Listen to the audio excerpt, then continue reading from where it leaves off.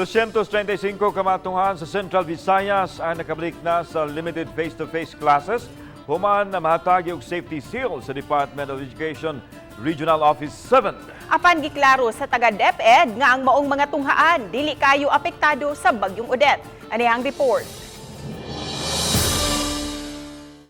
Mukabat sa 683 kamatunghaan sa Central Visayas ang nalakip sa listahan nga ipaubos sa limited face-to-face classes.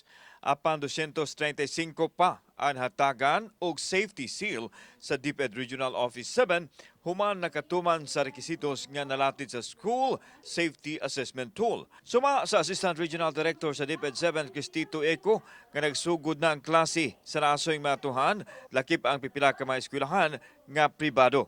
Ang pag-atag o safety seal base ito sa kadtong tool nga ilang gi-accomplish. Of course, with in coordination with the ILG, particularly ang atong mga local government units.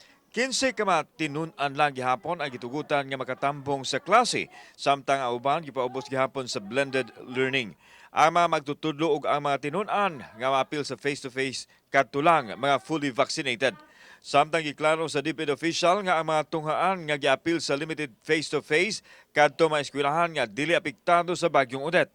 Nasayran nga nakatala ang DepEd og multi-billion pesos nga danyo sa mga infrastruktura mugna sa bagyong Odette. Dili man pwede nga pugson sila mag-able nga ang ilang mga classrooms, dili pa okay. No, kay in fact, ang classroom mismo na ay requirements kanang i-retrofit.